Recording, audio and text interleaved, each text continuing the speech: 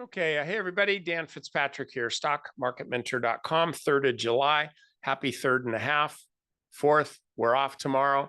Hopefully, you're eating hot dogs and hamburgers. I always go for the real meat, but that's just me. Get the fake plastic stuff if you want. Anyway, I don't know why I said that. So, I'm looking at Applovin today. This was a stock that I mentioned on Sirius XM Biz Radio this morning. It's a really a high growth company. They lost money last year, like 4 cents loss. This year, they are slated to gain like like 21 cents a share. And that is such a massively huge turnaround here. So I like the way this stock is trading. I don't think I put it on our active trade list today. So you're getting this right now. I just put it on at the close just because that's when I kind of got around to looking at our stocks. I would not buy it right here though.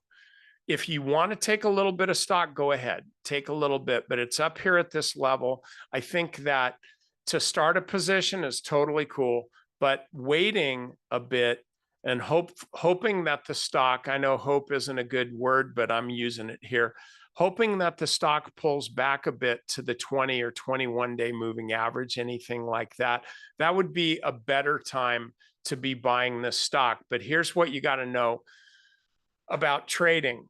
You're going to see stocks that you say, well, wow, I want to buy this stock. Okay, that's your decision. I want to buy this stock. Now, after you've made that decision, you have to take action, and that requires a different decision. Do I want to buy this stock right now? Most of the times, when you make a decision that you want to buy the stock, you're not going to make a decision to buy it right now. You're going to be waiting. You're going to be waiting for an opportunity to get it at the right price. So as I look at this stock's formed a really, really nice shallow cup.